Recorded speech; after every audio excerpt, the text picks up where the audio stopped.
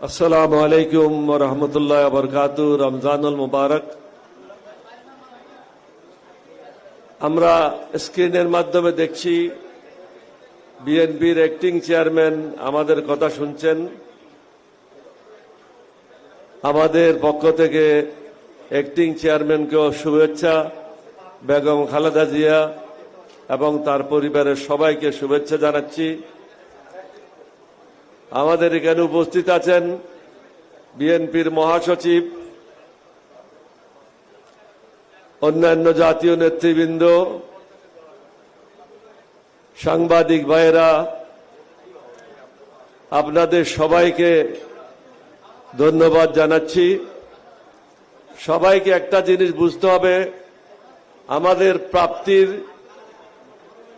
এবং আমাদের চাওয়ার মধ্যে অনেক পার্থক্য আছে। বর্তমানে আমরা অনেক কিছু চাই, অনেক কিছু পেতে চাই, অনেক কিছু আমাদের আশা আকাঙ্ক্ষা, কিন্তু বর্তমান সরকার কতদূর দিতে পারবে, কতদূর তাদের দেওয়া সম্ভব, এই জিনিসটা আমাদের উপলব্ধি করতে হবে। জাতি একটি কঠিন সময় পার করছে, সেটা হলো সংস্কার এবং নির্বাচন। কতদূর সংস্কার করা প্রয়োজন এবং কখন নির্বাচন করা প্রয়োজন, এবার নির্বাচন সম্বন্ধে প্রধান উপদেষ্টা মহোদয় একটা স্পষ্ট ধারণা দিয়েছেন। আমরা আশা করি এটাকেই উদ্দেশ্য করে তিনি বাকি কর্মসূচিও দেবেন। তিনি বলেছেন ডিসেম্বরের মধ্যেই নির্বাচন হবে। আমরা যদি ধরেই নিই নির্বাচন ডিসেম্বরে হবে, তাহলে তার এই বক্তব্যটা সঠিক রেখে নির্বাচন কমিশনের উচিত হবে শিডিউলগুলি ডিক্লেয়ার করা যথাসময়ে। তাহলে রাজনৈতিক দলগুলি তাদের কর্মকাণ্ড নিয়ে মাঠে নেমে পড়বে, প্রস্তুতি গ্রহণ করবে। বিভিন্ন জায়গায় যে অশান্তি, অবিশ্বাস, বিশৃঙ্খলা কাজ করছে, এগুলি অনেকাংশে হ্রাস পাবে। আমি আশা করব সবাইকে একটা জিনিস অনুধাবন করার জন্য, দেশটা আমাদের, ভারতের দালালি করে কোনো লাভ হবে না।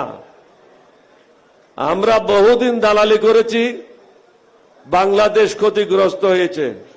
এবার ভারতের পেঁয়াজও নাই, এবার ভারতের চাউলও নাই, কিন্তু বাংলাদেশ ভালো অবস্থানে আছে। সুতরাং আমাদেরকে আল্লাহর উপর নির্ভরশীল হতে হবে, হুজুর পাক সাল্লাল্লাহু আলাইহি ওয়াসাল্লামের উপর নির্ভরশীল হতে হবে, নিজের পায়ে দাঁড়ানোর ব্যবস্থা নিতে হবে। অন্যের উপর নির্ভরশীল হয়ে আমরা যদি আগাই, আমরা আর কখনো স্বাধীনতার সুফল ভোগ করতে পারবো না।